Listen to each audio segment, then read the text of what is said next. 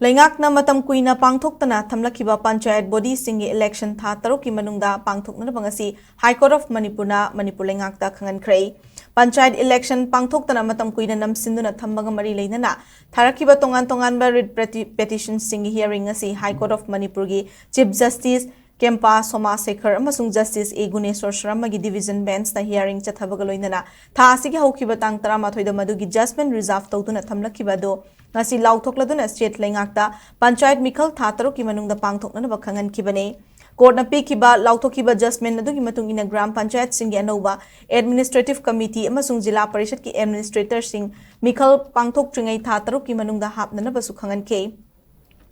Division Bench aduna Manipur Panchayati Ras Act 1994 MPR Act 1994 ki Section 20 ki makhada Panchayat Body singi tenure apiba matam tha manga dagi hena sangdokpa yabra haibagi matangda su yengsinkhe Masigi mathakta Constitution of India ki Article 243E na piriva wafam sing thugaibra haibadu su yengsinkhe panba yabadi manga suba Gram Panchayat ki matam haukiba kumja lising ani kungani thoigi October thada loikravani amadi Leingakna taruk suba Gram Panchayat ki Mikhal pangthoktana matam kuina namsinduna thamlakhibane